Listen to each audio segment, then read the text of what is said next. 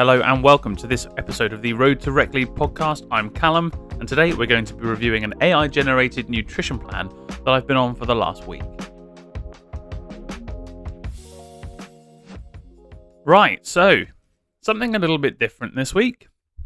Still hockey focused in a sense because it's been aiding my training efforts, but I have been looking after myself a little bit better for the last, let's say 10 weeks or so, aligned with the adult learn to play lessons that I've been taking to improve my hockey skills, simply because I feel like I need to be in better shape to support my growth in hockey, and obviously, it's just generally helpful. But I do feel like I would benefit, being a bit leaner, being a bit stronger as well, actually, and I'll talk about maybe a bit of a long-term plan. But at some point, but for today, I want to talk about an AI-generated meal plan for the week, or nutrition plan.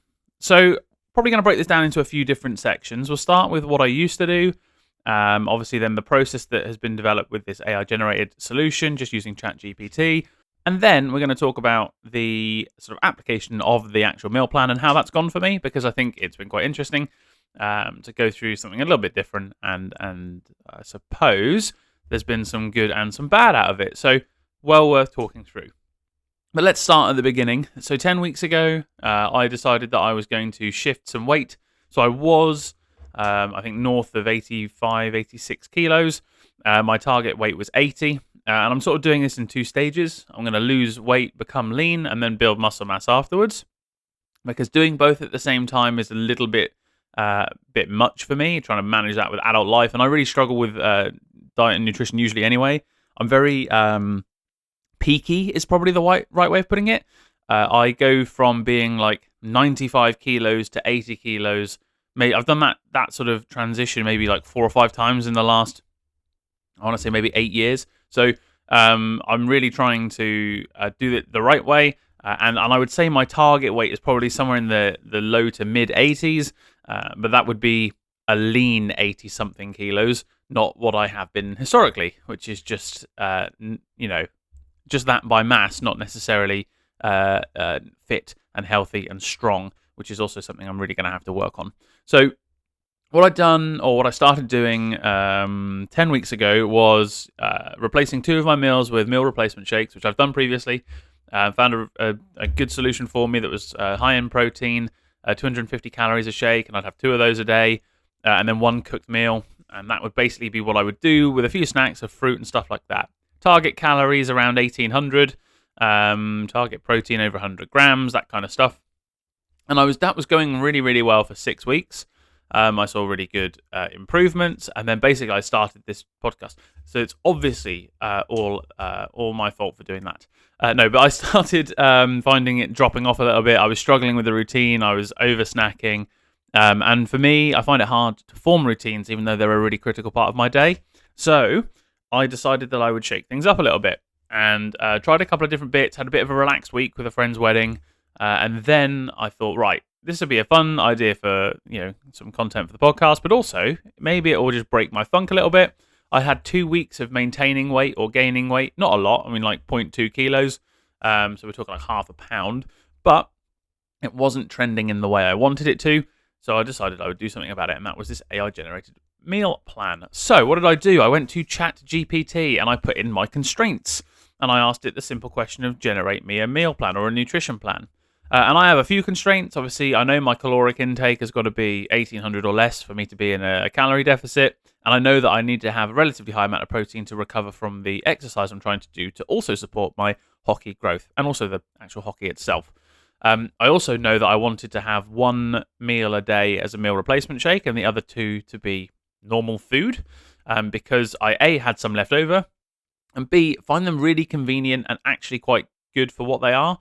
I guess I was just maybe relying on it and perhaps losing some of the enjoyment of food. Doesn't mean I won't go back to that, but it was just something that I maybe picked up on. And so I put in the constraints. I'm not a massive fan of seafood. I can have whitefish, so I basically said I don't like seafood. I can eat whitefish, but I'd rather not. And then it generated a 7-day plan. And that 7-day plan included a variety of different breakfasts, All of the lunches were meal replacement shakes, a variety of dinners, and then 2 sets of snacks for each day. And what was interesting in that is it came up with a bunch of snacks that I'm not big on either. Now, I hadn't really considered that as part of the plan. So it's saying like eat boiled eggs like every day, basically. So I very quickly changed that and asked it to put in some other ideas. And actually, one of the things that was interesting that came up, cheese strings. Yeah, just ordinary cheese strings. And I hadn't realised that they're actually not that bad for you. And because they're portioned and everything, you kind of, it's not like just cutting bits off of a block of cheese and eating it, because that can obviously spiral pretty quickly. But it's actually portioned, so in some ways you just go, well, I'll just have the one, and the one is not too bad for you from memory. So anyway, I guess it then put forward a bunch of ideas to me essentially and said, here's your 7-day plan all mapped out. You can crack on from today. What I then did after that was have a bit of a review of it, because I'd noticed a few things in there and some funny patterns around actual calorie counts. I asked it for some recipes as well, so it gave me a couple of new ideas, which was great. And I'd say that the biggest takeaways at the start for me were that some of the sort of calorie numbers are a little bit optimistic. So there are occasions where I had to effectively just go, okay, well, look, it reckons I'm going to have 1,500 calories today, but then it also reckoned that that portion of chicken was 180, when in reality it's probably nearer 210. So there are a few things like that where it's just not quite hitting the mark on the calorie count, but every single day was a massive underestimation. So instead of going to 1,800, it was going to like 1,600. So it did kind of bake that in a roundabout way. But I would just say maybe take some of the calorie figures that it provided with a pinch of salt if you were to do the same. There were a couple of quick successes, and one of which was just the consideration of turkey as a meat choice. And I know that'll sound ridiculous, but for me, it's something that I have maybe once a year at Christmas. And I did try something with turkey a little while back, and I was like, yeah, I really quite like that. I didn't ask it to use that meat specifically, but 2 or 3 of the meals in a week were turkey, 2 or 3 were chicken, and a couple of beef as well. So the actual like meat choices, I was really happy with. A bit more variety than what I'm used to, which is usually just chicken. So I'm definitely going to be working that into my my sort of diet going forwards. So really cool to see that. Also, another one was brown rice instead of white rice. So it takes a bit longer to cook, which is a pain in the arse. But I guess if you cook it in batch, freeze it or fridge it, and then reheat it, it's probably still beneficial. Also, I used some packeted whole grain rice as well for the beef stir fry, and that was definitely the way to go. It made the stir fry genuinely quite nice. And I guess we'll touch on a couple of the meals in particular in a bit. But that was really, really good. And the general distribution of meat, vegetables, carbohydrates, etc. was really sensible. So it didn't go absolutely nuts and give me only proteins or only vegetables or only carbohydrates. It seemed to be able to piece together a pretty good balanced diet, leaning towards a slightly higher protein sort of content, which I thought was really interesting as well. Again, another downside, just going back to, obviously we've got the calorie numbers being a little bit optimistic. The other one is it doesn't really consider your weekly budget. And I say that because a lot of the food choices it puts forward are quite expensive. So what I'd like to do in a future episode is talk about having an actual like meal plan on a budget, because that's something that I think, I mean, I thought for, sort of, I didn't mind spending a bit more for the purpose of doing this. However, week to week, I'm probably not going to be buying quite the same quantity of meats that it was talking about, because the values it uses, again, it works, and it was a good meal plan for the week, but equally it makes it harder to budget. So just a couple of things initially off the bat that I spotted as I was flicking through it from the initial assessment. So the actual meal choices themselves, what I ended up doing was sort of riffing a little bit, but it did give me some really good inspiration. And what I will say, as a general rule of thumb, that's the best way to use AI in daily life. Don't take it as gospel, but use it as a start of a 10. Use it as a way of doing some quick problem solving or coming up with a few different ideas. I mean, that's my advice. If you use it as the sole source of truth, then you're probably going to find yourself looking a little bit silly now and again, because it does occasionally make things up. It tried to tell me that the best way to make a cup of tea was water first over milk. So which I don't personally buy into. So anyway, slightly off piste. But the actual meal plan then for the week involved sort of 3 core meals, I suppose, or meal choices, or meat choices. One was chicken, one was turkey, and one was beef. For the beef, it was effectively a beef stir fry twice. So that enabled me to cook one lot of beef stir fry, obviously keep one back and reheat it later on. Really enjoyed that. First time I've actually done a beef stir fry before. I'm so used to just like defaulting to chicken, and it made such a difference, particularly the first time round, because I cooked it so that it was a little bit pink in the middle, a little bit medium, and it was I genuinely really enjoyed it. I ended up using a rump cut of beef, trimmed all the fat off, just grabbed like a tub of green vegetables, so it was peas, broccoli, leeks, green beans, and then some red peppers. Chucked all that in, fried all that off as well with some brown rice and some. I did light soy sauce. I mean, you can kind of do either way. I find with dark, I tend to overdo it, and then I can't really recover from that. So I went for the light, so it was a little bit more subtle. But that was lovely. Oh, and I ended up frying the beef in 5-spice as well, which was nice actually. It kind of worked out quite well. Pleasantly surprised. That wasn't in the recipe, but I did really enjoy it. So that was a really good shout for me. It ended up being around 480, 500 calories as a meal, which was brilliant. So you pair that in with a 250 calorie meal shake, and you've still got 750 left for the day. So that was nice. What were the other ones? It suggested doing a turkey chili. Now, I'm not massive on chili, but I did take some inspiration from that, which was, okay, well, what I'll do instead is portion it up so I can do like turkey meatballs and put that in like a tomato sauce, or I ended up doing a tomato and chili sauce, but that with some brown rice, because that was the recipe, essentially. Turkey chili and brown rice. So took some inspiration, didn't follow it one-to-one, but that was really good, actually. And turkey's growing on me, I have to say. So that was very pleasant. From the chicken side of it, chicken curry was one of the options, and chicken wrap was the other option. The one thing I will say about the chicken wrap is those calories add up quickly because of the tortilla wrap. So by the time I'd had one, that was kind of it for the day, and I still felt myself fairly hungry. Whereas the turkey meatball and brown rice solution that was essentially the same calories from what I can recall, definitely filled me up better. So a little bit of learning from that. I think it was like 40 or 50 more for the turkey meatballs, but it went so much further, and set me up for the hockey day on Sunday, actually. So that was really good. But yeah, so chicken curry I ended up not bothering with, and just had another meal replacement shake because someone brought in an absolute wedge of cakes to the office. And so I felt obliged to have some, and that kind of cut down the amount I could have. A couple of things I have riffed on, just trying to keep like best principle in mind. I spent a couple of days out of the house. It's been really hard to meal prep. While I've been out, I've been making conscious choices to go for similar sorts of foods. So I've had a chicken stir fry. I've had, not super healthy, but chicken burgers, and I tend to pick ones that are slightly cleaner. So I've had things like that. And so those have been sort of some of the things that have made up my hot meal of the day, if you like, which has been really good. And genuinely, it's been nice to have the variety in the week, and that is absolutely something I'm taking away from this process.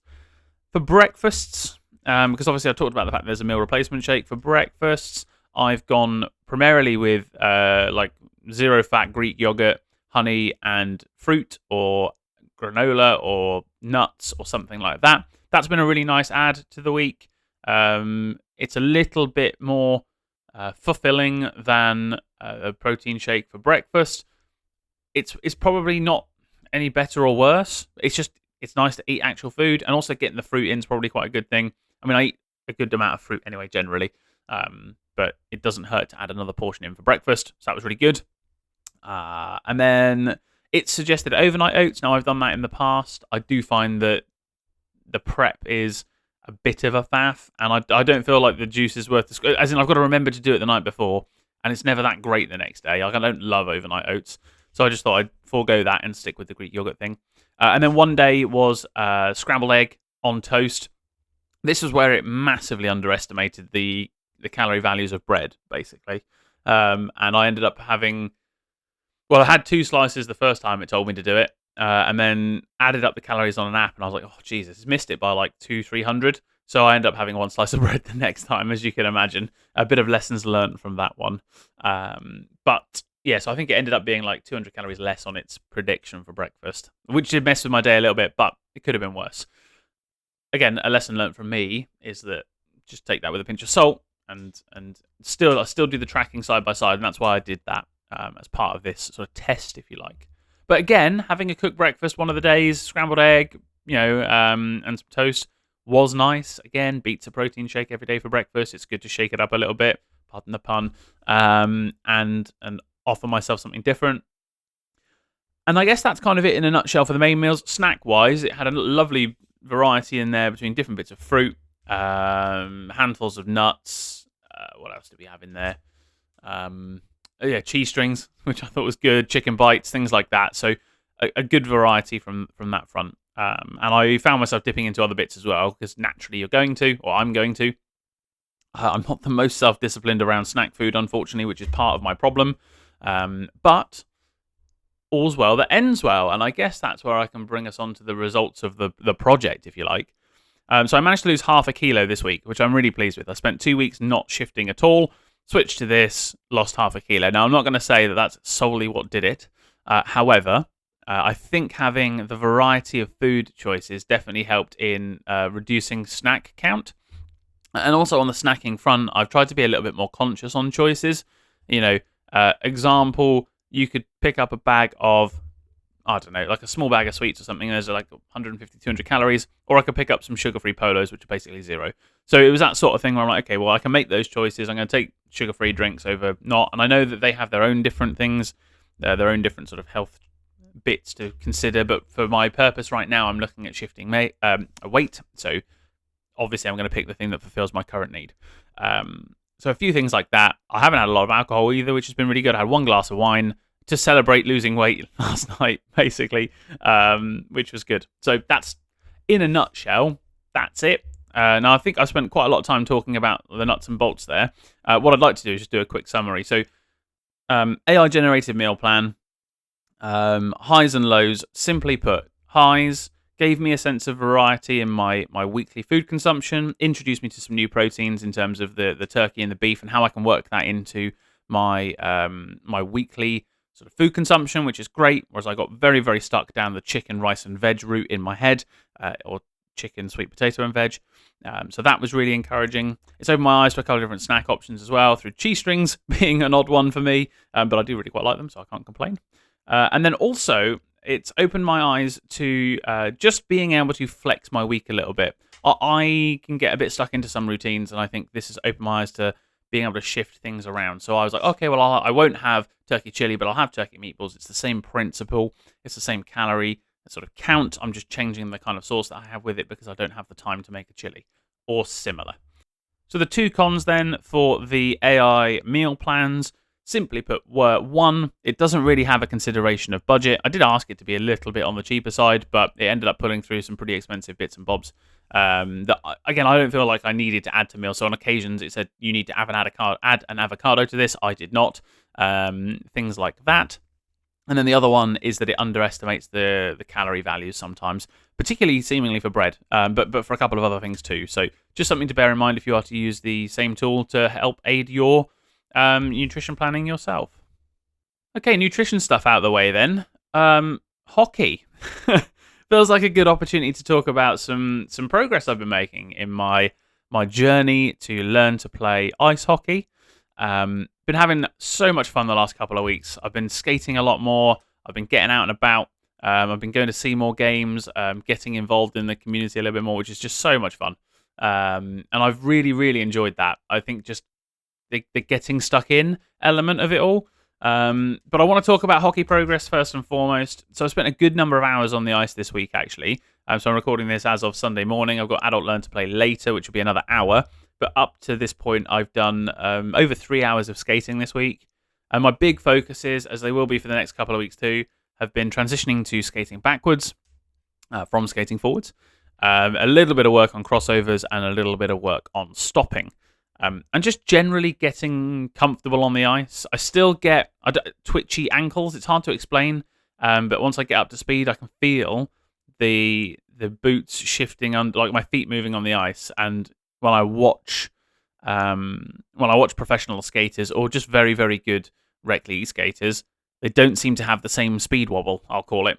And I think that's just general ankle strength and building that up over time. So yeah, really, really good few hours working on backward skating. And I have to say, I did a little bit of, I guess, reflection and on my progress and of myself. And I'm really, really pleased with how the backward skating is coming along generally. I'm now at a point where I'm really comfortable doing it for like the length of the ice. I can go from forwards to backwards and back to forwards again. My transition to forwards is a little bit clunky, but I can do it. But just generally skating backwards, looking over my shoulder, getting comfortable, putting the work in. I go back 2 weeks and I was just doing lemons on the, in terms of the backward skating technique, making lemons with my feet and looking extremely uncomfortable. And I'm not saying I look good, don't get me wrong, but I feel a lot better. I really feel like I could now skate backwards in a game situation. Still yet to prove it, might get the opportunity to do so on Sunday, but genuinely, really, really pleased with my progress. And it just shows that kind of effort in equals results out sometimes. I'm not all the time, but the effort in has equaled a result out, which is great for me. And if I were to reflect back to, when would it have been now? April? No. March? I went out to a rec league practice to go and basically look at the standard of play. So I went out to a Bristol Underdogs practice session just to see how competent people were so that I could benchmark myself against that and figure out my route to joining a rec team. And I sort of said to myself at the end of that day, I was like, okay, there's a really broad range of skill here. You've got people that are extremely comfortable on the ice. Skating-wise, they look like they have been doing this most of their lives. And then you've also got the people that look a bit like me, who are a little bit stumbly, a little less comfortable on their feet, kind of look like they're putting effort in where other people look effortless. And so it was a really broad range. And there was one or two of the group, and I'll say probably of like 30, 40 people, that couldn't skate backwards or were really struggling to skate backwards. And so I said to myself back in March, your prerequisite for joining a rec team is 1, get comfortable going forwards, and 2, get comfortable going backwards. You need to be able to skate backwards in order to hang with these people, is essentially what I told myself. And I only really reflected on that yesterday, maybe the day before yesterday, and thought, oh, hang on a minute. 6 months ago, I said if I can skate backwards, I should be, trying to sign up to a rec team. So I have reached out, and I have made an initial inquiry to join a rec team. I think they're full at the moment. Someone did suggest to me actually last Sunday at Adult Learn to Play. They were like, "Oh, you should just do it now. You should just get in contact with them. They're looking for, they'll be looking for skaters soon." So I was really buoyed by that someone suggested I do that, and equally, again, a bit of self-reflection, thinking back to March. The prerequisites I put in my own mind were being able to skate backwards and feeling comfortable on the ice, and I'm getting to that point now. So watch this space. Hopefully I'll be able to join a rec league team at some point soon. And then we can go through the journey together of how I become a net positive, hopefully. I'm sure that'll be a journey in of itself. But yeah, so skating, really, really good. And the Adult Learn to Play session last week was, a lot of fun, actually. We did sort of puck handling stuff, which is right up my street. I felt really comfortable doing that. A bit of passing. And just generally, I guess, that kind of puck possession skill set stuff, which was great. And then had a really good shift in the scrimmage, actually, where I got properly stuck in. Had a couple of shots. One of them was a hair wide, and the other one, I think, got blocked. So, nothing massively exciting to report on that front. But I did actually beat a couple of people with a play. And I'll probably hold on to this one for a little while. But in terms of something to be proud of.